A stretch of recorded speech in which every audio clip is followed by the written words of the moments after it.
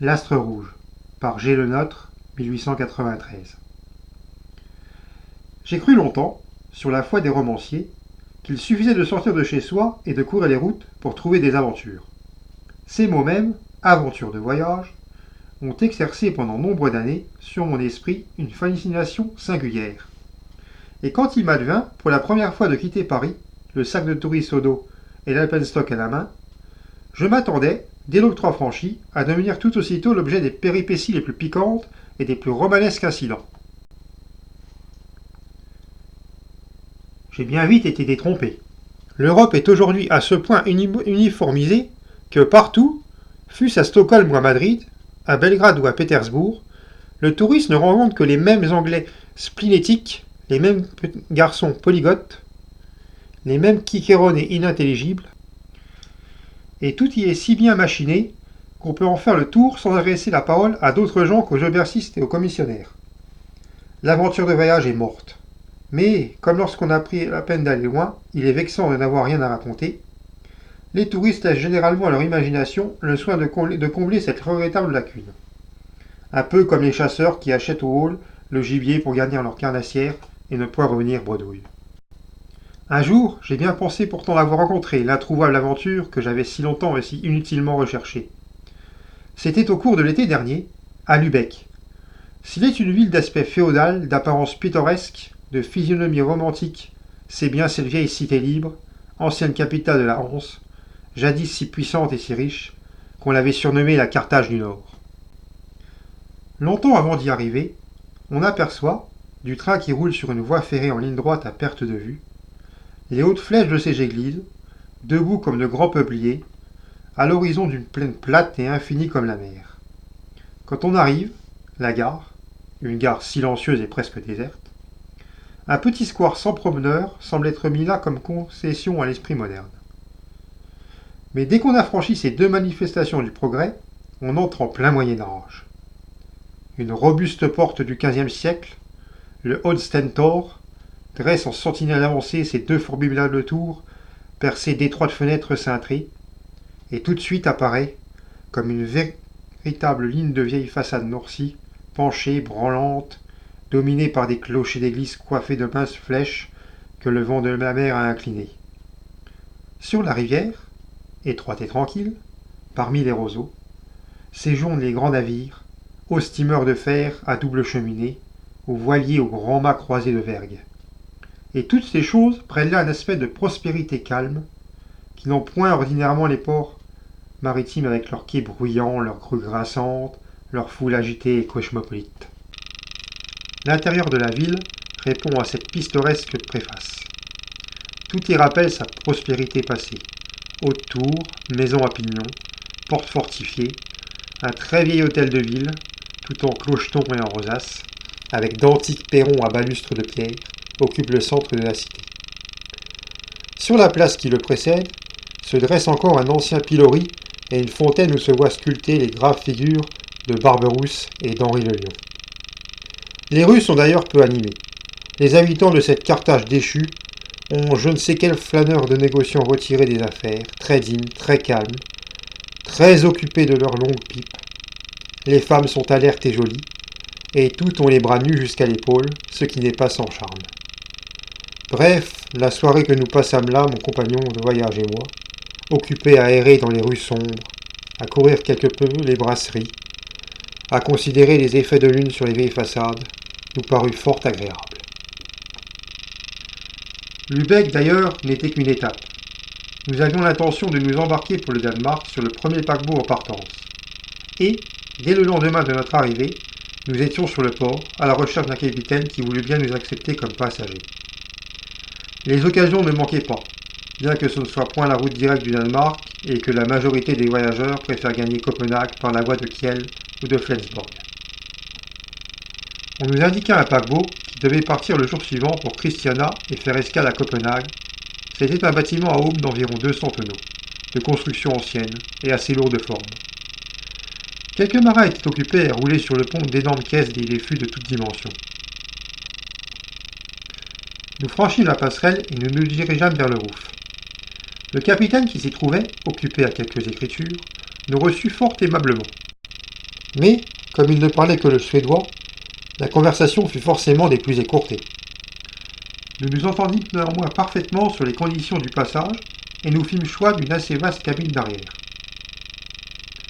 Tout en parcourant le pont du paquebot, nous avions remarqué un homme d'une trentaine d'années qui faisait les 100 pas sur le quai d'embarquement. Il semblait suivre des yeux tous nos mouvements. C'était un long garçon aux cheveux blonds ou plutôt jaunes, au regard clair, au teint pâle. Un véritable type de Scandinave. Il ne nous quittait pas du regard. Indiscrétion fort pardonnable que nous ne manquions pas d'attribuer à notre tournure quelque peu exotique. Cependant, l'insistance qu'il mettait à guetter tous nos mouvements n'était pas sans nous surprendre, et notre étonnement redoubla, quand revenu à terre, nous le vîmes s'avancer vers nous et nous saluer d'une brusque inclinaison de tête. Nous lui rendîmes assez froidement sa politesse, et nous nous disposions à passer outre quand il nous posait en excellent français cette question. « Avez-vous l'intention, messieurs, de vous embarquer pour la Norvège ?» Nous crûmes à quelques offres de services semblables à celles dont tout voyageur est l'objet dans une ville étrangère. Et nous répondîmes brusquement que nous n'avions besoin de rien, que d'ailleurs le but de notre voyage ne pouvait l'intéresser. Comme il paraissait vouloir insister, nous hâtâmes le pas, et, par le Beckergraben, nous rentrâmes en ville. J'avais déjà oublié cette rencontre lorsqu'au moment d'entrer dans la Breitstrasse, qui est l'artère principale de Lübeck, mon ami se retournant me dit « Il nous suit. » « Qui ? L'étranger que nous avons tout à l'heure abordé sur le port ? » ?»« C'est quelque pauvre honteux, pressons le pas. » Et, tournant à droite, nous nous dirigeâmes vers la Skivjordsfalt, l'ancienne maison syndicale des armateurs de la Hanse, aujourd'hui transformée en brasserie. La grande salle en est fort curieuse. De hautes et vieilles boiseries, sculptées d'écussons symboliques, la divisent en plusieurs compartiments. Des modèles d'anciens navires, créés de toutes pièces et voiles déployés, sont suspendus aux noires poutrelles du plafond. Des tableaux, des cuivres, des faïences en tapissent les murs. Toute la décoration est composée d'emblèmes maritimes, et le patron lui-même, avec sa cravate de barbe grise, ses joues rasées, sa casquette enfoncée sur les yeux, la main posée sur le robinet de la pompe à bière, semble un vieux loup de mer tenant la barre et dirigeant son navire à travers un archipel de récifs. Nous n'étions pas installés là depuis une minute, que la porte s'ouvrit et que l'étranger entra. « Encore lui !» grommela mon ami. « C'est trop fort, ce n'est décidément pas un mendiant, c'est un gêneur. Ou un espion. Ou un désœuvré. » Cette dernière supposition paraissait la plus vraisemblable, car l'homme s'assit à quelque distance de nous, demanda de la bière et se mit à fumer. Quand nos regards se dirigeaient vers lui, il détournait la tête sans affectation. Mais dès que nous cessions de l'observer, nous sentions qu'il nous dévisageait d'une façon qui ne laissait pas d'être gênante. « Partons, fit mon ami. Cet Argus m'ennuie. »« Partons, je le veux bien. Nous verrons s'il osera nous suivre. » La chose ne manqua point. Il se levait en même temps que nous, et nous nous trouvâmes ensemble dans la rue. Cela tournait à l'obsession. Je fis quelques pas vers lui et me disposai à lui demander la cause de son insistance, lorsque, portant la main à sa toque, il prit le premier la parole. « Je vous demande pardon, messieurs, de mon indiscrétion. J'ai vu que vous étiez français, et si ma demande vous a semblé tout à l'heure inopportune, veuillez m'en accuser que mon ignorance des usages de votre pays. » Ce petit discours était dit de si aimable façon que je sentis s'évanouir ma mauvaise humeur. Il s'en aperçut sans doute et reprit tout aussitôt. « Je suis finlandais. J'étudie la philosophie à Helsingfors. Mais je me suis fixé pour la durée des vacances universitaires aux environs de Copenhague, où j'ai entrepris quelques recherches historiques. C'est dans ce même but que je suis venu passer une semaine à Lübeck. Je me nomme André Vachlich. Et maintenant que je me suis présenté moi-même, laissez-moi m'excuser de nouveau de vous avoir demandé quel était le but de votre voyage. J'ai l'intention de retourner en Danemark le plus tôt possible, et j'avais intérêt à savoir à quelles conditions le capitaine du navire près duquel je vous ai accosté vous acceptait à son bord. « Oh, monsieur, nous n'avons pas à en faire mystère, » répondis-je. « Nous allons à Copenhague, et nous avons retenu en effet une cabine à bord de l'Elida qui prend la mer demain matin. » Vachlich m'interrompit. Vous allez à Copenhague pour les fêtes me demanda-t-il. Quelle fête? Comment? Vous ignorez que Ses Majestés le Tsar, le roi de Grèce, le prince de Galles arriveront à Copenhague la semaine prochaine et que toute la famille de Christian IX sera ainsi réunie pour la saison d'été au château de Fredensborg? Vous m'en donnez la première nouvelle. Allons donc, ce n'est pas possible, répartit assez brusquement Vachich. Ce garçon avait véritablement d'étranges allures. De son clair regard, il me dévisagea, comme pour s'assurer que je ne lui avais point menti.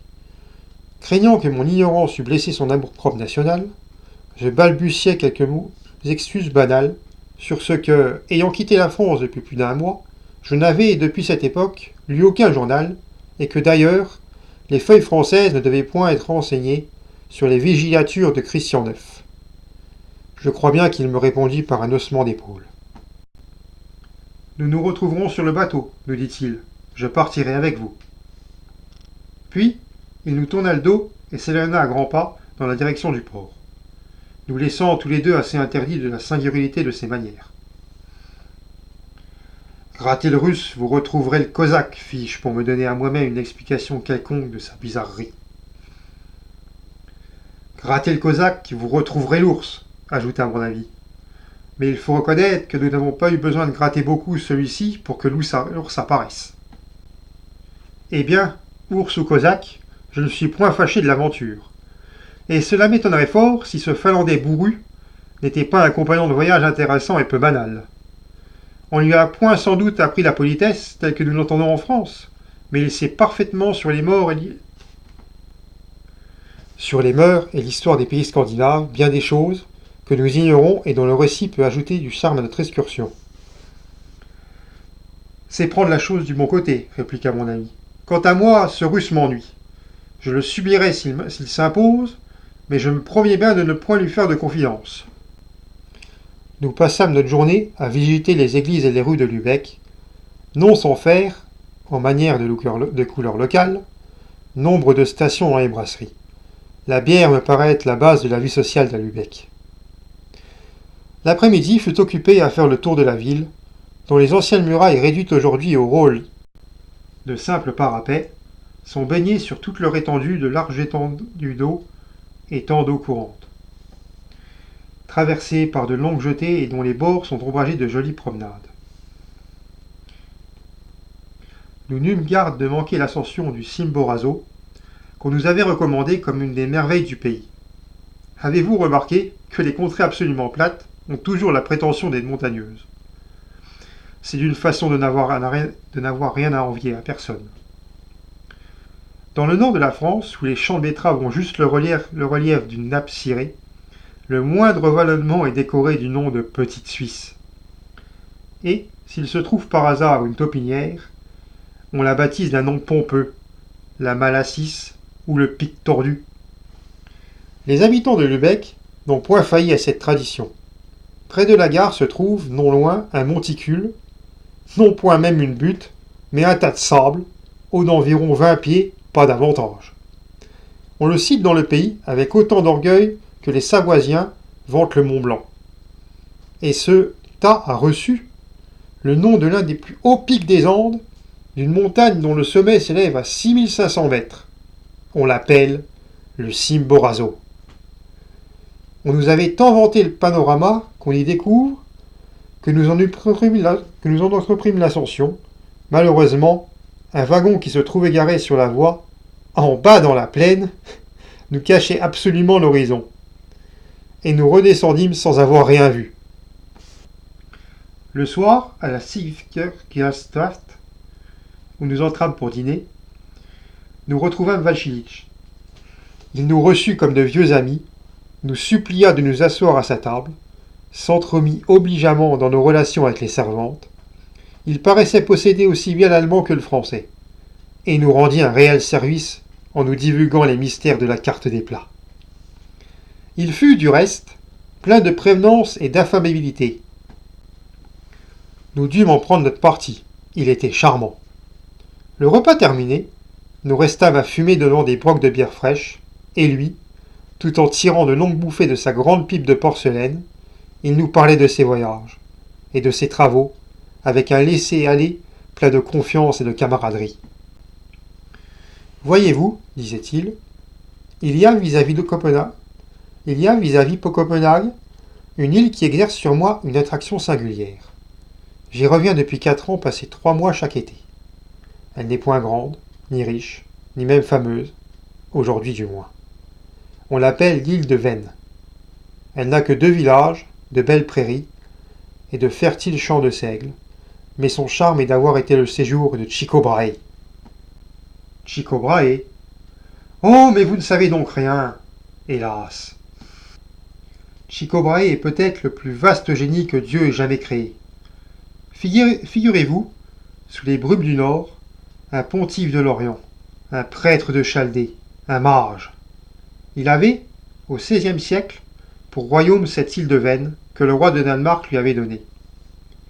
Il vivait là, les yeux fixés sur la voûte céleste, dressant la carte du ciel, causant avec les astres. Il était roi lui-même, roi d'un monde intellectuel, habitant un palais qu'on appelait Vranienburg, le château du ciel, situé sur une colline, qui se nommait Stjernberg, la montagne des étoiles. Les vaisseaux débarquaient à son île, tantôt un philosophe, tantôt un alchimiste, tantôt un souverain venu pour saluer l'homme extraordinaire qui connaissait le fond de toutes les sciences, Tycho Brahe. Vous me demandez ce que c'était que Tycho Brahe ? Mais la science moderne est encore en retard sur sa science à lui. Oh oh ! Eh, sans doute. Et par la raison bien simple qu'il avait demandé à la nature tous ses secrets. Procédant de ce qu'il connaissait à ce qui était mystère, s'avançant dans l'inconnu, sans laisser derrière lui un point inexploré.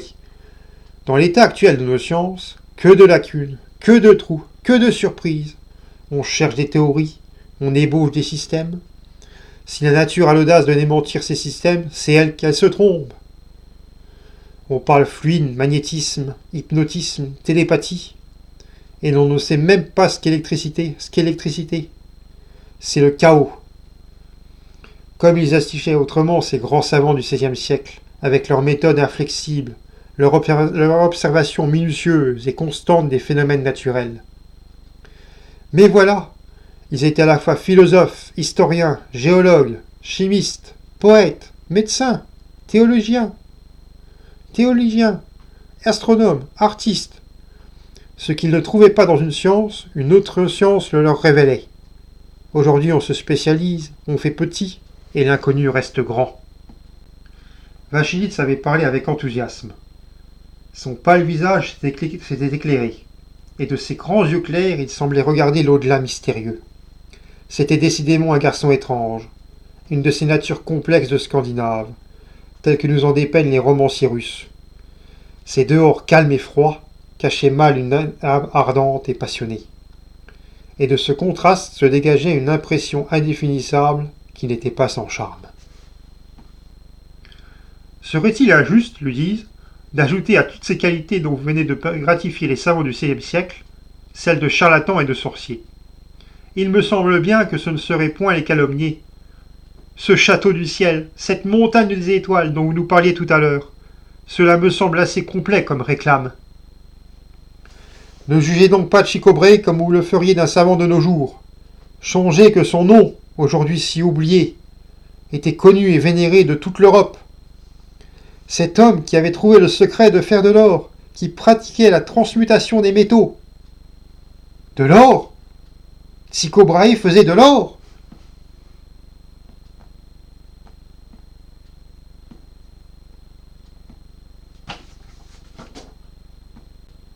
Sans doute. C'est même de toute sa science le seul point qui soit en ce moment l'objet de mes recherches. Comment ? Vous cherchez la pierre philosophale ? Vassilitch ne parut point surpris de notre étonnement. Il ralluma placidement sa pipe, en tira quelques fortes bouffées, et reprit le plus tranquillement du monde. Je cherche à retrouver par suite de quelle expérience, de quelle déduction, Tycho Brahe avait appris à la nature le moyen de changer en or les métaux vils. C'est tout simple. Et vous êtes sur la voie de cette découverte ? Je réunis les documents. C'est dans ce but que je me suis établi à l'île de Vennes. Et si je l'ai quitté pour quelques jours, c'est afin de venir consulter la bibliothèque de Lübeck quelques écrits du temps qui peuvent m'être utiles. Vous pensez réussir? Si j'échoue, un autre profitera de ce que j'aurai fait. Je pense que tout homme, si humble soit-il, a une mission à remplir, et qu'il est une force mise en sein de l'humanité. Nul n'a le droit de refuser son effort à la cause commune. Mais personne ne doit non plus avoir l'égoïsme, désir de réussir, dans le sens que vous donnez à ce mot. L'individu travaille, la collectivité profitera. Ça, c'est du socialisme. À ce mot, Vassilitch fronça les sourcils et devint subitement très grave. Il semblait se tenir sur ses gardes et guetter le tour qu'allait prendre la conversation. Mais cela ne dura que l'espace de quelques secondes, car tout aussitôt je l'interrogeai. Pourrons-nous, en votre compagnie, visiter cette île fameuse? Oh, rassurez-vous, je n'ai nulle envie de surprendre le secret de Tycho Brahe. Mais sans doute vous la verrez, et je serai avec plaisir votre Cicerone. Et nous irons ensemble aux fêtes de Prague, de Copenhague. Vous nous ferez les honneurs de votre pays d'adoption. Vous nous conduirez à Fredensborg. Nous verrons le tsar. Quel homme est-ce? L'avez-vous déjà, Vassilitch, vu? Peut-on l'approcher facilement? Vassilitch resta muet. Il me dévisageait fixement, tout entier à quelques pensées mystérieuses qui assombrissaient ses traits. Il resta quelques instants songeur et, tout à coup, se levant, jeta une pièce de monnaie sur la table, gagna la porte et sortit sans un mot. 1 heure après, nous avions regagné notre hôtel. Couché dans un de ces petits lits allemands dont les draps sont grands comme des serviettes. Je cherchais le sommeil qui ne venait pas. Je songeais à Vassilitch, à Tycho Brahe, aux alchimistes, à la pierre philosophale. Quand, tout à coup, la voix de mon ami, couché dans la pièce voisine, vint me tirer de ma rêverie. Dors-tu? Hélas, non. Dis-moi, ce Vassilitch, est-il un malfaiteur ou un fou? C'est un fou à n'en pas douter, répondis-je. Mais heureusement, ce n'est pas un fou dangereux. En es-tu certain? Et ces mots suffirent à me tenir éveillé une partie de la nuit.